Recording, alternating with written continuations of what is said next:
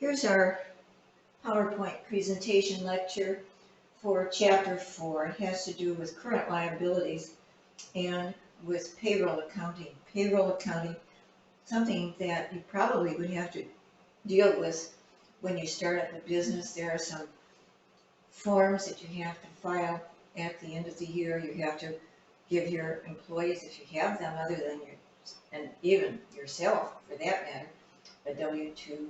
And so we're going to give you some information in regard to those responsibilities.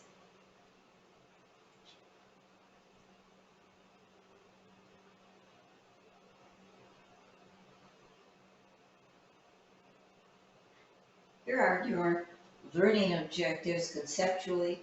You want to know what a current liability is. How do we define a current liability? And then some procedural things there. You're going to record, after you've calculated, employee payroll deductions and liabilities and payroll expenses and liabilities. And then we're going to look at some of those reports that you're kind of stuck with at year end.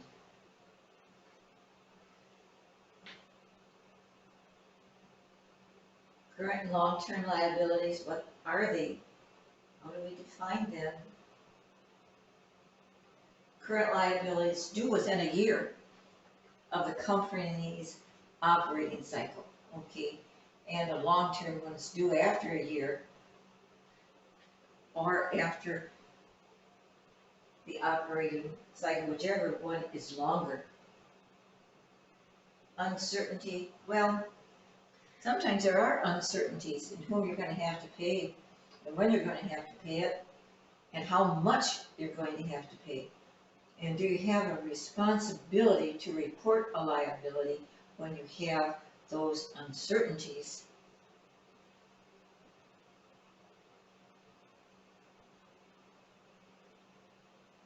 Let's talk a little more about current liabilities. Your accounts payable, usually due within 30 days. Sometimes you'll opt to pay them within 10 to get a discount. Sales taxes, you know, you collect those from customers, but can't keep the money, you have to forward that to the state. Unearned revenues.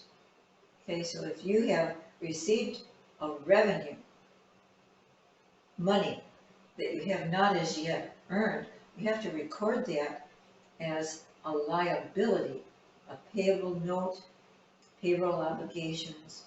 In other words, you're deducting taxes, FICA, Social Security, Medicare, those deductions from your employees' payroll checks. You can't keep that. You have to forward that along to the government, and then multi-period known liabilities. Okay?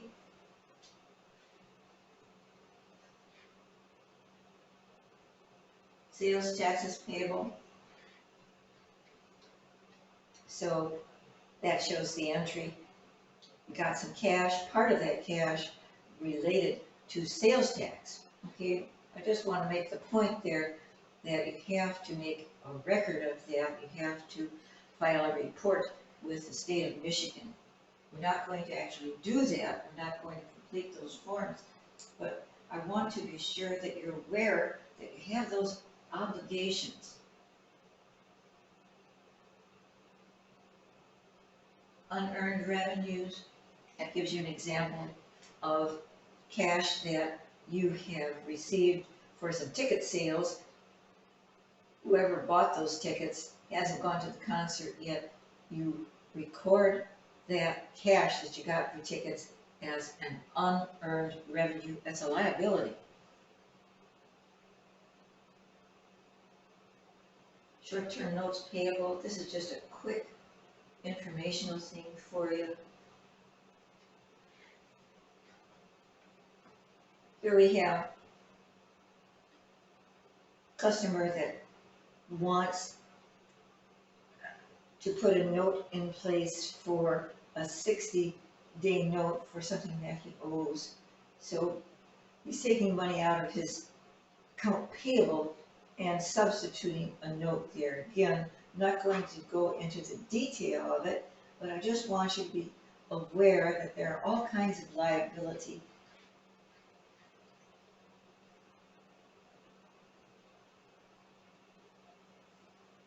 A note given to borrow from the bank.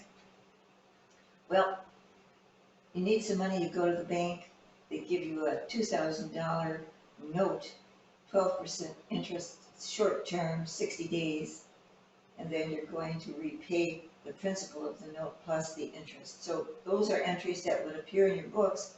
Again, I just want you to be aware of the sorts of transactions that are going to occur for somebody who's in business.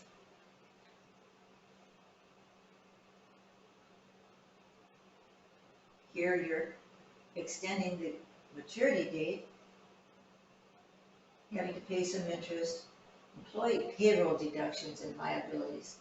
There's a lot of information here that you need to more or less understand.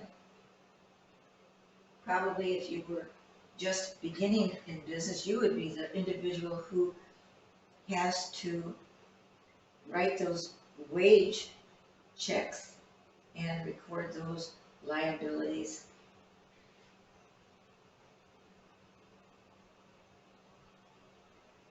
Payroll liabilities are from salaries and wages, benefits, payroll taxes leveled on or levied on the employer. Here's a word about that. The Social Security, FICA, and Medicare that are deducted from an employee's check have to be matched by the employer. So in other words, if you're working for someone, you have to pay Social Security and Medicare, but your employer, in addition to what he takes out of your check, has to pay Social Security and Medicare. He has to match from his resources those payroll taxes, FICA and Medicare. So that's an additional expense that you have to be aware of. You have to plan for it. Payroll deductions. Here you go with some required deductions, and then there are always voluntary deductions, you know, like health benefits, you know, maybe for a 401k, all kinds of voluntary deductions that you have to be aware of. And so we'll talk not only about those deductions that you're required to make, but the deductions that you make at the request of your employee.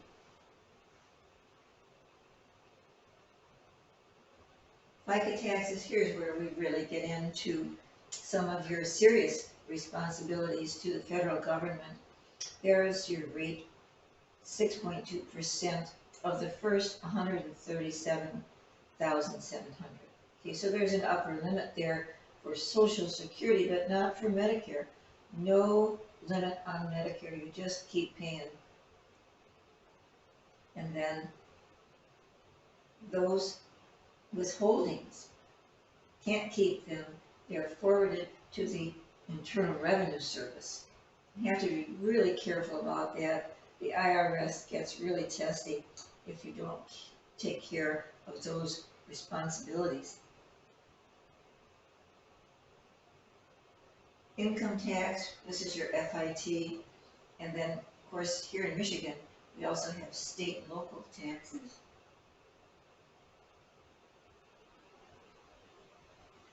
And then voluntary, there are some voluntary deductions there.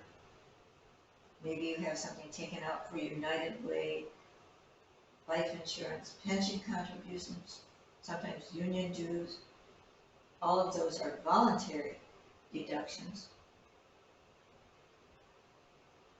There's an entry for payroll. You can see that you have an expense for the salaries that you're paying, and then it's listing the payables for Medicare, Social Security, etc. I'm not going to go into detail here. I just want you to be aware of the sorts of information that we're required to put into our accounting records. When your employees earn wages, you have an expense. However, you don't give them their money right away, right? In other words, if I'm paid on a 2-week basis, I don't get a weekly check, but at the end of the first week, my employer owes me some money for wages that I have earned. The employer has the expense, but he also has a payable for those wages that I have earned, but he has not as yet given me a check for it.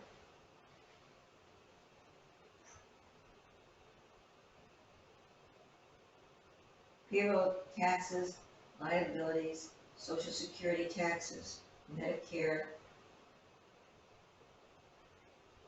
There's that responsibility to pay amounts equal to that withheld from the employee's gross pay.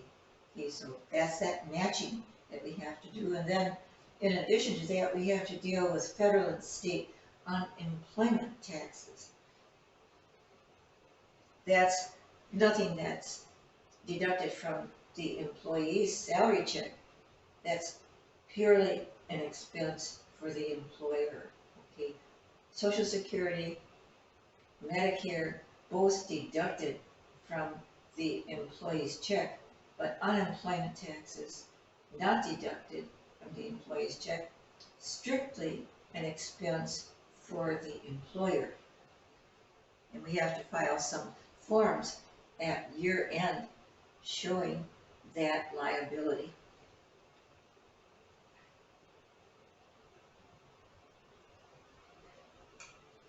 Federal unemployment tax, we call that FUTA. There are the rates on the right-hand side. They're 6% on the first 7,000. So in other words, there's a cap there. You don't have to pay that unemployment tax on all the wages that you pay to each employee, only 7,000, and then a credit of up to 5.4 given for what you've paid to the state. So the net federal FUTA rate is 0.6%. State unemployment 5.4% on the first 7,000, and merit ratings may lower the rates. So in other words, if you don't do a lot of hiring and firing, and you have a pretty stable workforce, the state takes that into account and may lower that rate for you.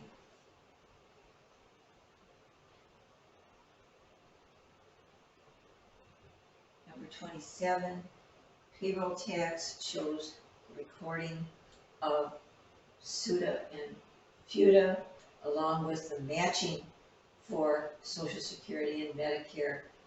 Don't need to really understand how that's recorded, but I just want you to be aware that we have to get those numbers into our accounting records and into our financial statements.